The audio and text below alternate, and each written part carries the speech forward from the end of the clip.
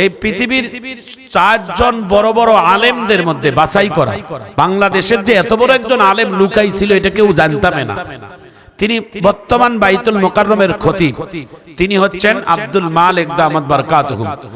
লোকটার পায়ের জুতার দাম 30 টাকা, এটা পাঞ্জাবির দাম 200 টাকা।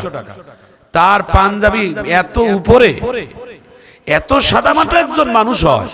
তিনি যখন জানাজা নামাজ পড়াইলেন, তো তার জানাজা নামাজের তার পিছনে মুক্তাদি যারা হয়েছে তারা জানেন কারা? বাংলাদেশের সর্বোচ্চ যারা ক্ষমতাশীল, যারা ক্ষমতাধর, এদেশের সেনা প্রধান, এদেশের নৌ প্রধান, এদেশের বিমান প্রধান, এদেশের পুলিশ প্রধান, এদেশের রাষ্ট্র যারা প্রধান বর্তমান দায়িত্বশীল এবং বিরোধী দলের যত বড় দলের নেতারা সবাই তার পিছনে ইক্তেদা দাঁড়াইছে। সবার দামি দামি পোশাক, আর আব্দুল মালিক দামাত বারকাতুহুমের পোশাক এমন কম দামি, এত সিম্পল মানুষ একজন, কিন্তু তেনার নাম শুনলে মারহাবা বলবেন। তিনি পৃথিবীর মধ্যে বাছাই করা 4 জন আলেম। কয়জন? সারা পৃথিবীর মধ্যে 4 জন বড় আলেমদের মধ্যে তিনিও একজন। আর সেটা আমাদের বাংলাদেশের রত্ন হিসেবে আল্লাহ রাখছেন, আমিন বলেন। বাংলাদেশের জামাত ইসলাম, বাংলাদেশের খেলাফত ইসলাম, বাংলাদেশ ইসলামী আন্দোলন বাংলাদেশ, বাংলাদেশের বিএনপি, বাংলাদেশের জাতীয় পার্টি, এনসিপি, মেনসিপি যা আছে যত সিপি, সবাই এই ব্যক্তিটাকে শ্রদ্ধা করে। বাংলাদেশে ইতিপূর্বে বাইতুল মুকাররমের খতিমের ব্যাপারে অনেক মহল থেকে অনেকভাবে প্রতিবাদ জানাইছে, কিন্তু এনার ব্যাপারে কেউ প্রতিবাদ করে নাই। প্রতিবাদ করলে আমরা তুলে দেব, ঠিক কিনা বলেন? কারণ এত বড় আলেম আমরা পাবো কোথায়? ঠিক কিনা বলেন? সারা পৃথিবীর বড় বড় মনীষীদের মধ্যে তিনি একজন। একটু আল্লাহু আকবার বলেন। তো তিনি জানাজা নামাজে একটা কথা বলছেন। কি কথা জানেন? এটা যেমন তেমন সাহস থাকলে কথাটা বলতে পারবে না। এটা যেমন তেমন ছোটখাটো সাহস থাকলে বলতে পারবে না। ওখানে বড় বড় প্রধানেরা দাঁড়িয়ে আছে। তিনি বলছে, আপনারা জানাজা নামাজের সময় ক্যামেরা ছবি তুলবেন। আল্লাহু আকবার বলেন। তিনি এই কথা বলছেন যে কবরস্থানে আপনারা কেউ ফুল দিবেন না। আপনারা কবরের পাশে দাঁড়িয়ে কোন মাইয়িতকে যদি ভালোবাসেন তাহলে তার জন্য সালাম দিয়ে দরুদ শরীফ পড়ে কোরআনের তেলাওয়াত করে দোয়া কামনা করেন, মাইয়িত খুশি হবে। তার থেকেও যদি তার ভালো চান তো তার নামে কিছু সাদাকা করেন। তার থেকেও যদি কেউ ভালো চান তাহলে তার নামে একটা কোরআন খতম বকশিশ করেন। সুবহানাল্লাহ। এত সুন্দর কথা আর কি উপহার হতে বলে বলেন? কবরে 2-4টা ফুল দিবেন। বলেন তো আমার দিকে তাকান, এই যে ফুল ছিটাবেন, আজকে জিয়াউর রহমানের কবর আর বেগম জিয়ার কবর এমন ময়লা আবর্জনা দিয়ে ভরে গেছে। কি ময়লা? ফুলের ময়লা। ফুল দিয়ে কি হবে বলেন তো? ফুল কয়দিন থাকে? আপনি আমার এটা ফুলের তোড়া দেন, মাহফিলের পক্ষ থেকে আমার এই ফুলের তোড়া দিবেন, আমি ফুলটা নেব। ফুল একটা পবিত্র জিনিস, কিন্তু ফুলটা নিয়ে আমার বাড়িতে আমি কয়দিন রাখবো বলেন?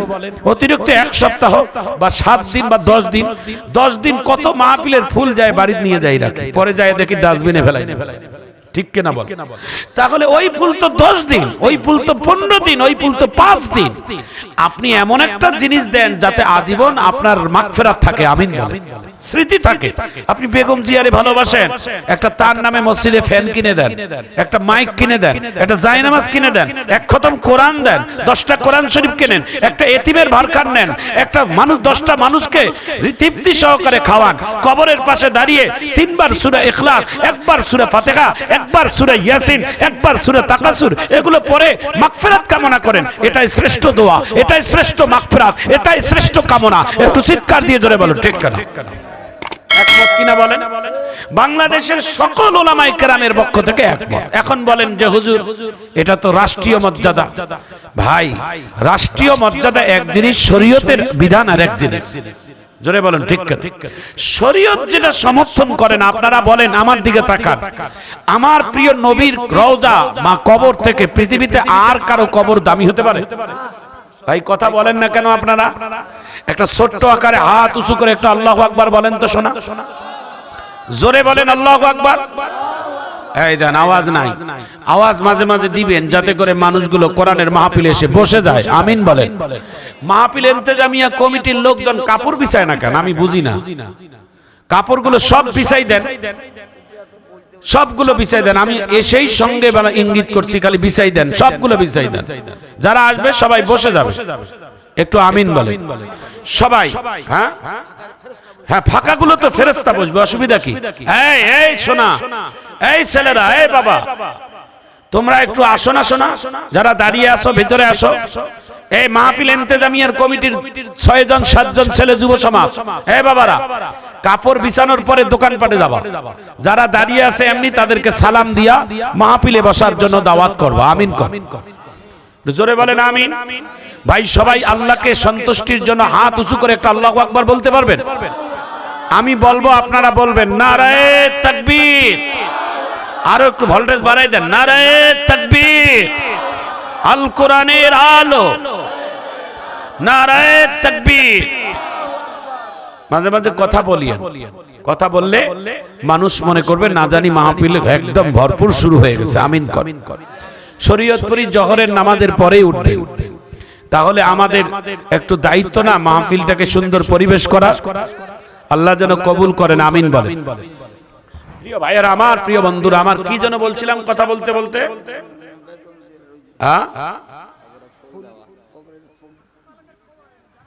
হ্যাঁ, দেখছেন একটা ভক্ত পাইছি, ভালো একটা শ্রোতা পাইছি, মারহাবা বলেন। আব্দুল মালিক দামাত বারকাতুহুম, তিনি জানাজা নামাজ পড়াইছেন বেগম জিয়া, একটু মারহাবা কর। তার নামাজে জানা যায় ওই সময় পৃথিবীর জমিনে অন্যতম একটা জানাজা নামাজ, সেই জানাজা নামাজে আব্দুল মালিক দামাত বারকাতুহুম পড়াইলেন।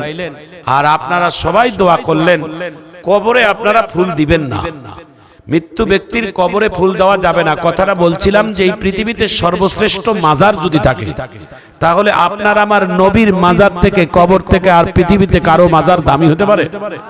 একটু জোরে কর। আচ্ছা বলেন, কবরে যদি টাকা দেওয়ার বিধান থাকতো, তাহলে সৌদি গভর্নমেন্ট রসুলের রওজার পাশে 2টা বাক্স করে দিত, 10 মিনিট পর পর ট্রাক দিয়ে লোড করা লাগতো, টাকা নিতে লাগতো। কথা কোন ঠিক না? 10 মিনিট পর পর রসুলের রওজা মোবারক থেকে টাকা নেওয়া লাগতো, ট্রাক দিয়ে লোড দেওয়া লাগতো। কেন? সারা পৃথিবীর মানুষ রসুলের রওজায় টাকা দিত, আমিও দিতাম, আপনিও দিতেন। কথা কোন ঠিক না? কিন্তু সৌদি গভর্নমেন্ট ওখানে পুলিশ বসাই রাখছে, ওখানে শিরকি করবেন বাঙালিরা, কোথায় কোথায় শিরকি করবে ওটা সৌদি পুলিশেরা জানে, ওই জন্য ওখানে পুলিশ রাখছে। সুবহানাল্লাহ। 1 নম্বরে বাঙালিদের আব্বা যেখানে পায় খালি সুমা। কে সুমা দেওয়ার আর জায়গা পাও না? সুমা দিবি তুই আল্লাহর কোরআন, সুমা দিবি তুই বাইতুল্লাহর গিলাফত। একটু চিৎকার দিয়ে জোরে কোন আল্লাহু আকবার। চুমা দিবি তোর স্ত্রীর কপালে, সুবহানাল্লাহ। তুই বেজায়গায় চুমা দিস কেন? যেখানে সেখানে যার তার পায়ে। এই যে তারেক রহমানের বয়স অল্প, মুরব্বীরা তার পায়ে চায় চুমা দেয়, এটা শিরক না? এত প্রেম ভালোবাসা ঠিক না। দিছে ইচ্ছা মতো শিক্ষা। এই ছেলে মুরব্বী, তোর বয়স আমার বাবার বয়সের মতো, তুই আমার পায়ে কেন হাত দিবি? এটা কোথাকার কালচার? ছেলেটা শিক্ষিত তো, বাগিরের দেশ থেকে আসছে, একটা অন্যতম রাজনীতিবিদের সন্তান তিনি, তো জন্ম থেকে তার রাজনীতির শিক্ষা আছে, পাস হইতে দেয় নাই। একটু চিৎকার দিয়ে জোরে কোন আল্লাহু আকবার। দাসত্বের গোলামির অনেক জায়গা আছে, এগুলো জায়গা নয়। মানুষকে খুশি করতে গিয়ে একেবারে শিরকি করা, এটা কখনো ঠিক না। একটু জোরে বলুন ঠিক না? আপনার ধর্মকে ঠিক রাখবেন, আপনার ইসলামকে ঠিক রাখবেন, আপনি সেইভাবে কাজ করবেন। কাউকে খুশি করার জন্য শিরকি করা যাবে না। জোরে বলুন ঠিক না? একচুল পরিমাণ কথায় যদি ব্যাঘাত ঘটে, লোকমা দিয়েন, লোকমা দিয়েন, আমি লোকমা গ্রহণ করব। এখানে ওলামায়ে কেরাম আছে, আমার পরে হারুন ভাই উঠবে। আমি গতকালকে আমার টাঙ্গাইল জেলায় মাহফিল ছিল রাত্রে, আমি আজকে এখান থেকে মাহফিল করে আবার ঢাকায় যাব, মুন্সিগঞ্জ। এই একটাই মাহফিল শেষ করে চলে যাব ঢাকায়। আসতে চাইছিলাম না, বলছিলাম যে দিনের বেলায় তো মাহফিল, এটা মাত্র ভালোবাসার জায়গা, এখানে এলাকায় এলাকায় আমি মাহফিল করছি। সময় দেই, আমার এই যে আরেকজন দিনাজপুরি ভাই আছে, উনিও আলোচনা করবেন, একটু হলেও তো তেনার জবানও থেকে শুনবেন। মমিনুল ভাই কয়, পারলে আপনি আমার 20টি আনি দেন, আমি খামো।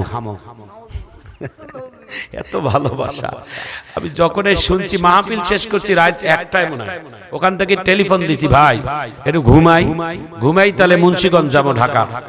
টাঙ্গাইল থেকে মুন্সিগঞ্জ যাব। কয় আপনার কমিটির লোকজন আপনার খুব ভক্ত ভাই।